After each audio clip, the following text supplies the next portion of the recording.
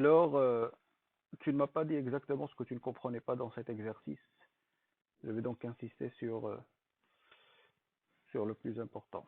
Alors, il s'agit ici de savoir si ces séries-là convergent et si oui, quelle est la somme, ce qui veut dire la même chose que la limite.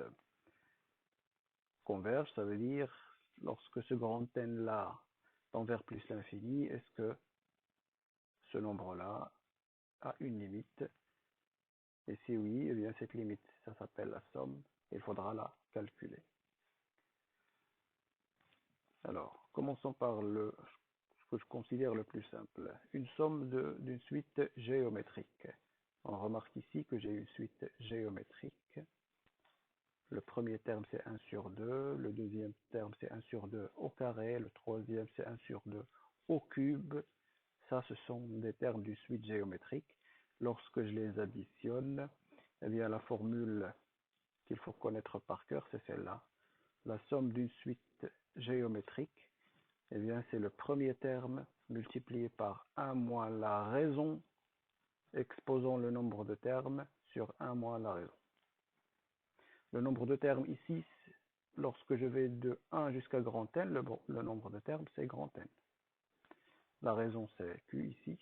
Et le premier terme, c'est pour petit n égale à 1, Q exposant 1, c'est Q. Cette égalité, il faudra la savoir. Bien. Alors, je vais l'appliquer pour la question 2. Sigma de 1 demi exposant n, c'est le premier terme 1 demi, multiplié par 1 moins la raison exposant le nombre de termes sur 1 moins la raison, 1 moins 1 demi. Alors ici, le 1 moins 1 sur 2, c'est égal à 1 sur 2, qui va se simplifier avec ce 1 sur 2 là. Et je me retrouve avec seulement 1 moins 1 sur 2 exposant n. Le 1 sur 2 exposant n. Que lui arrive-t-il lorsque le grand n tend vers plus l'infini? Il tend vers 0. Lorsqu'un nombre est compris strictement entre moins 1 et 1, et qu'on le met à la puissance n, la limite quand n tend vers plus l'infini, c'est 0. Donc 1 moins ça tend vers 1. Et ça va être tout simplement la somme de la série. La limite quand grand n tend vers plus l'infini, c'est la somme de la série. Et on l'écrit de cette façon-là, avec un plus l'infini ici. Donc on écrit en fait pour répondre correctement, on écrit donc la série converge et sa somme c'est égal à 1. Bien. Pour les autres, alors j'observe, je remarque que ce sont des fractions en n, pas en x, mais peu importe. Je peux utiliser tout ce que je sais sur les fractions, même si au lieu de x, j'ai des n, petit n. L'idée, c'est de toujours décomposer en éléments simples pour essayer de simplifier la somme en espérant que ce soit une somme télescopique, c'est-à-dire une somme où la plupart des termes vont se simplifier et on va se retrouver avec seulement un nombre très limité de termes pour lesquels on peut calculer facilement la limite. Donc pour la première, elle est déjà décomposée en éléments simples.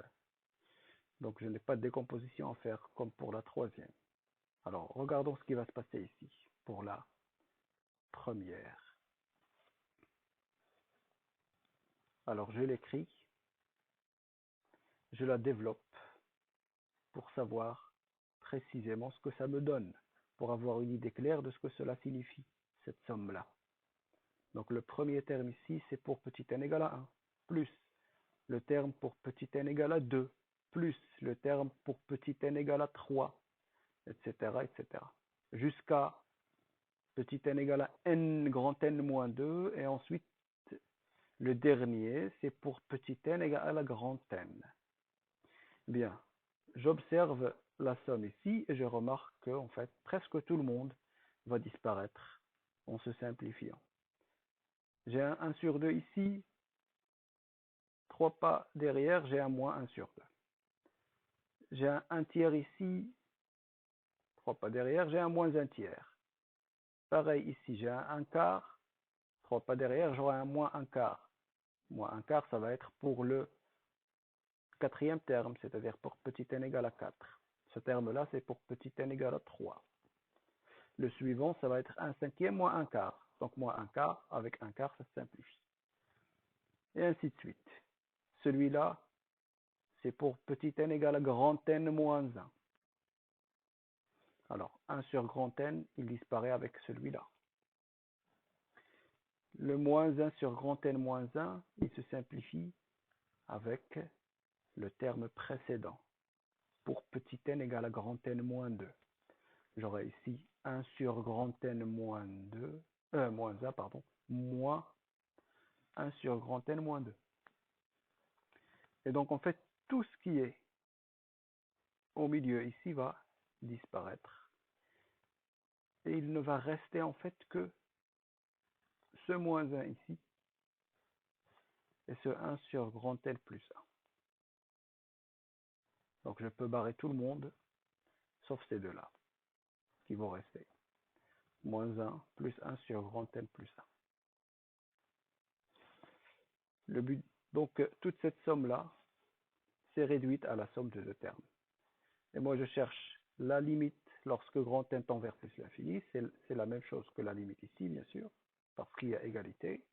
Et la limite ici, lorsque grand N tend vers plus l'infini, eh bien, c'est moins 1, parce que celui-là, il tend vers 0. Donc, la limite ici, c'est moins 1. Vous pouvez vous contenter de cette méthode-là, en développant la somme et en simplifiant, si vous n'arrivez pas à comprendre les changements d'indices dans les sommes, etc. Cette méthode-là est beaucoup plus précise que celle-là, mais celle-là aussi va vous permettre d'avoir tous les points si vous la faites correctement. La même chose pour la troisième question. Là, il faudra passer par décomposer en éléments simples et après développer pour espérer avoir des simplifications comme pour celle-là, pour trouver la limite. Et c'est ce qui va se passer en fait. Lorsqu'on décompose la fraction en éléments simples, là j'imagine que vous maîtrisez.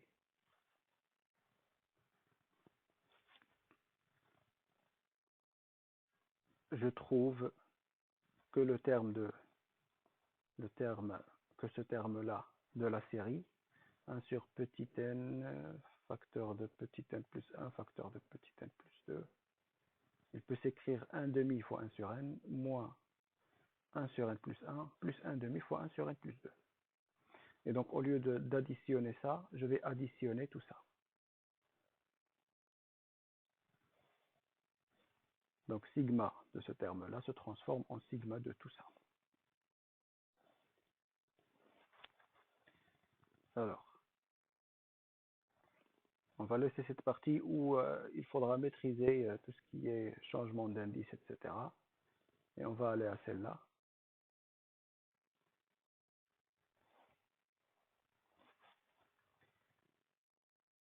Celle-là, vous avez le droit de l'utiliser.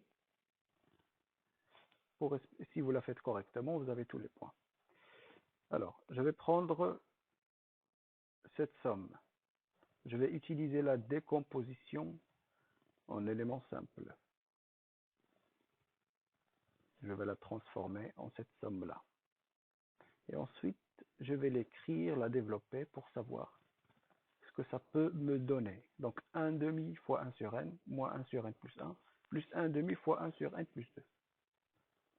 Alors, le premier terme, ça va être quoi? Pour petit n égale à 1.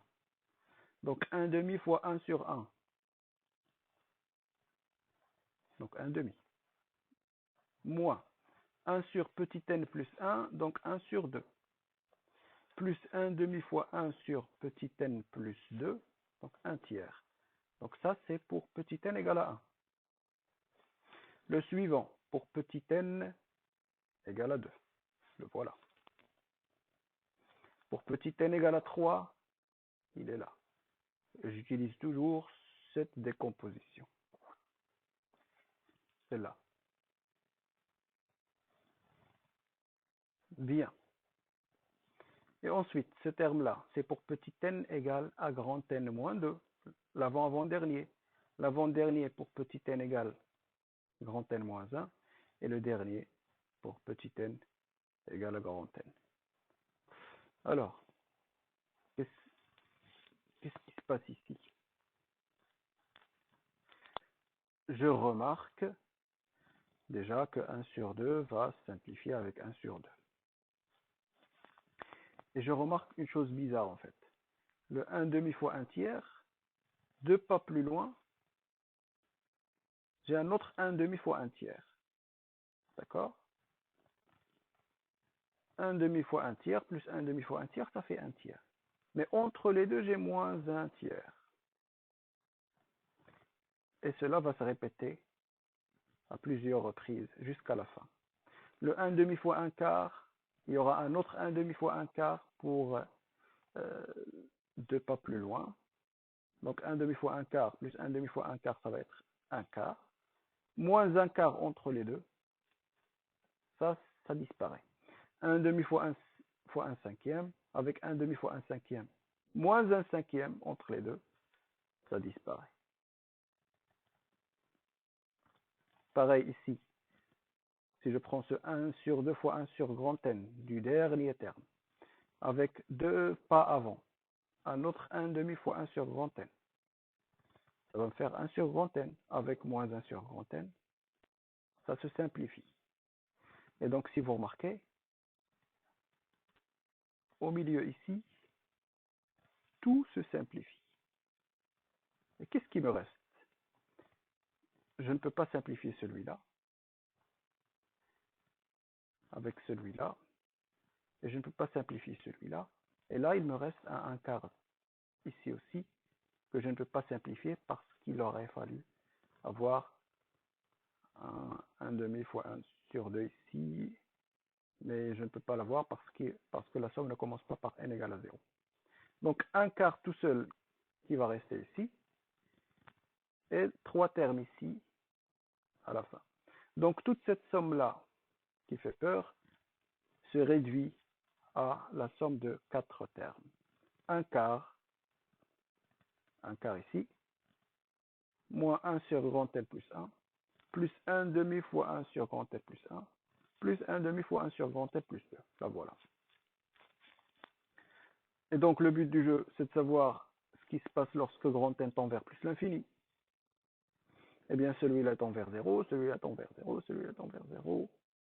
Et donc la somme c'est un quart. Donc on écrit la série converge et sigma de tout ça, pour petit n allant de 1 jusqu'à plus l'infini, est égal à un quart. Et c'est ce qu'on avait trouvé ici, en utilisant la méthode plus rigoureuse de changement d'indice, etc. Voilà, voilà.